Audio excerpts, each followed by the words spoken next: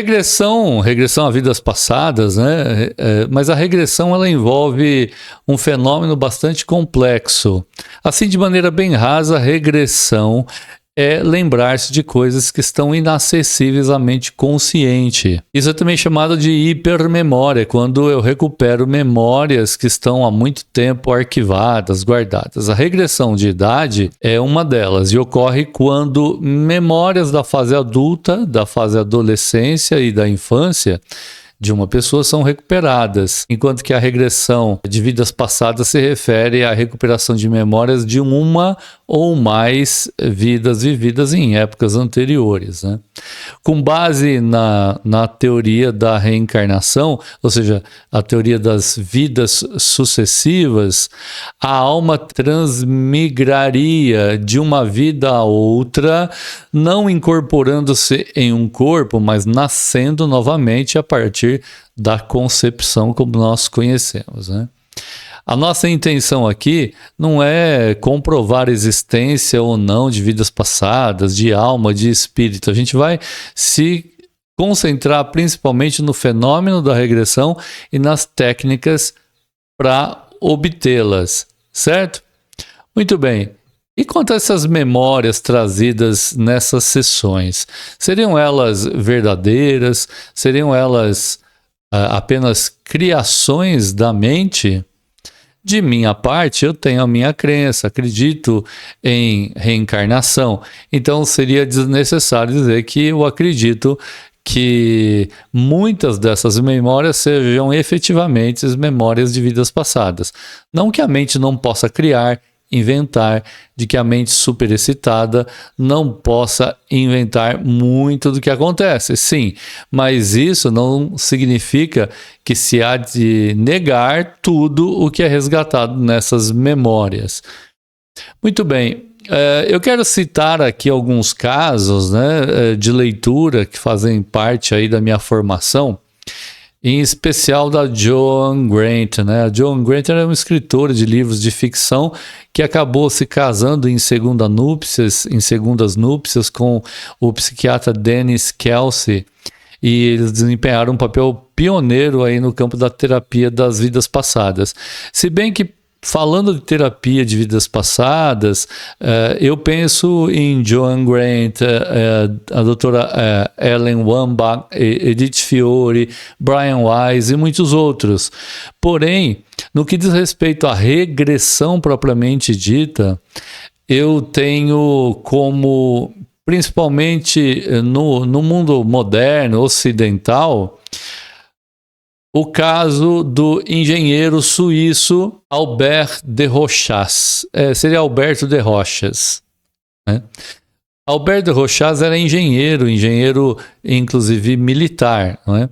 E ele começou a experimentar com a hipnose ou algo parecido, da hipnose como se conhece hoje, e se deparou com o fenômeno da regressão. Tem um livro interessante dele, você pode encontrar inclusive traduzido para o português, Levi Successiva, As Vidas Sucessivas. Livro interessantíssimo que eu recomendo aí a todos vocês. Vou tentar colocar o link aqui na descrição para vocês, tá? Eu falava da doutora Ellen Wambach. A doutora Ellen Wambach, ela teve um trabalho mais de pesquisa contra a regressão, mas muito interessante. Doutora Edith Fiore, sim, já trabalhou com a terapia regressiva, com a regressão no seu próprio consultório, né? Tem livros interessantes, valem a pena também vocês conhecerem, tá? Tudo vai estar aqui disponibilizado para vocês, ou pelo menos os títulos, aqui nas descrições das aulas. Pessoal, e minha experiência pessoal, né, no campo da regressão? Eu não vou nem falar da experiência como terapeuta, né, como profissional que faz regressão. Vou falar da minha experiência profissional, o primeiro contato que eu tive com a regressão. A regressão ela pode ser provocada, mas ela pode ser espontânea também, não é? A que vocês conhecem provavelmente são as provocadas. A pessoa vai no terapeuta, fiz uma sessão de regressão. Mas na verdade existe também a regressão espontânea, certo? Então, em meu caso, essa experiência ocorreu quando eu estava sentado num banco Muito próximo ali ao Museu do Louvre, em Paris.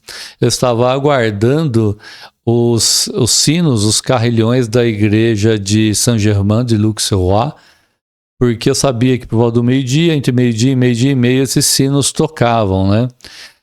O ano era 1992, eu tinha por volta de 25 anos de idade, visitava Paris pela primeira vez.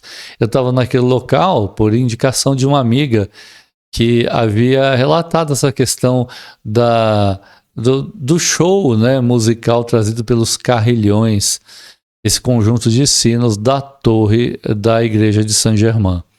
Bem, assim que os primeiros sinos badalaram aí, a exatos meio-dia, eu me vi como que transportado quase que imediatamente para o século XVI.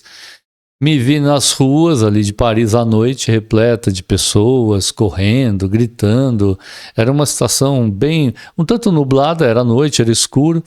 E eu via tudo isso, parece como que numa visão interior. Para mim é como se tivesse me transportado realmente para um momento, viajado no tempo. E eu testemunhei um homem sendo golpeado, apunhalado, alguma coisa do tipo, pelas costas, enquanto corria, fugia pelas ruas, em meio a um cenário caótico, com outras pessoas caídas, feridas. Aparentemente, eu havia retornado ao massacre do dia de São Bartolomeu. Nesse dia, milhares de pessoas protestantes foram brutalmente perseguidos e mortos nas ruas de Paris, em várias cidades da França, numa perseguição famosa que ficou conhecida como a Noite de São Bartolomeu. A perseguição, pessoal, ela teve início por influência da rainha mãe Catherine de Médicis, Catarina de Médicis, que convenceu seu filho, né, o jovem rei Charles IX, a ordenar o assassinato do almirante Gaspard de Coligny, líder dos huguenotes. A Catherine acreditava que Coligny estava levando seu filho a entrar em uma guerra contra a Espanha, e ela era contra isso, né? No entanto, as causas desse episódio sangrento, a Noite de São Bartolomeu, foram complexas e envolvem uma série de fatores religiosos, políticos e sociais. Curiosamente, Coligny sobreviveu ao atentado e os huguenotes ficaram revoltados com a tentativa de assassinato, porque houve a tentativa de assassinato, ela não foi bem sucedida e os huguenotes, ou seja, os protestantes, ficaram muito revoltados. O rei Charles, na tentativa, né, de apaziguar aí a ira dos protestantes, prometeu que iria investigar o que havia acontecido. Veja só, ele mesmo havia ordenado a morte, né, do Gaspard de Coligny, mas ele, para aplacar a fúria, ele falou, não, vou mandar investigar, tal. Aí a Catherine, mãe, né, a Catherine de Médicis, a mãe do Charles, influenciou o filho para ele pensar que os huguenotes estavam à beira de uma rebelião, e o que levou aí o jovem soberano a autorizar a execução dos líderes huguenotes, e em parte pela Guarda Real e também com o apoio das autoridades eclesiásticas católicas que eram contra a essa reforma protestante, inclusive. Devido, então, à falta de fontes, viu, pessoal, históricas, confiáveis, não dá para saber o verdadeiro papel da coroa francesa no massacre, essa que é a verdade. Parece que apenas os líderes militares do partido protestante que eram alvos do governo católico, mas isso é um pouco nublado na história. Assim, manhã de 24 de agosto de 1572, um dia após a ordem, né, de execução dos líderes, parece que Charles IX ficou arrependido, ou ele ficou sabendo de alguma coisa, não se sabe bem ao certo, e ele tentou revogar aquela ordem. Mas a situação já havia fugido ao controle, isso acabou se transformando numa perseguição brutal a todo e qualquer protestante de Paris, e isso se espalhou inclusive pela França toda. Agora, qual que é o papel dos sinos da igreja de Saint-Germain-de-l'Auxerrois, né? Foram esses mesmos sinos, bem, se os sinos são os mesmos eu não sei dizer, mas foram os sinos da igreja de Saint-Germain-de-l'Auxerrois, é uma igreja pequena, que anunciaram o início do terrível massacre do dia de São Bartolomeu. Isso aconteceu no dia 23 de agosto de 1572, um dos episódios mais sombrios e sangrentos da história da França. Uma cena representativa desse massacre foi pintada por um pintor, né, Edouard de Bas-Ponsan, na sua obra Uma Manhã às Portas do Louvre. Essa obra mostra a Catherine de Médicis, a saída do Louvre, deparando-se com uma cena aterrorizante do massacre, com corpos espalhados pelas ruas, calçadas, sarjetas, né? Como eu disse, isso fica ao lado do Louvre, né? O Louvre, o famoso Museu do Louvre francês, foi construído no século XII, no século XIII, para servir de fortaleza, na verdade, né? Não era museu originalmente construído para isso, não. Em 1546, no entanto, ele perdeu essa função defensiva quando convertido em residência oficial dos reis franceses. Mais tarde, lá em 1614, o Luís XIV, olha aí, data coincidente, tá? Louis XIV, ou seja, Luís XIV, escolheu o Palácio de Versalhes como a residência real oficial e designou o Museu do Louvre como um local aí para guardar a coleção real, que envolvia muitas peças de arte e muitas outras coisas. Isso incluiu em 1692, já, claro, não pelo Luís XIV, a coleção de esculturas gregas, romanas antigas, ou seja, tudo que a França ia conseguindo nas suas incursões, né? Bom, ao longo dos anos, o local passou por inúmeras reformas e em 10 de agosto de 1793, bem distante daquela data do massacre de São Bartolomeu que eu estava falando, o Louvre abriu as suas portas como museu, propriamente dito, tornando-se desde então um dos locais mais visitados do mundo.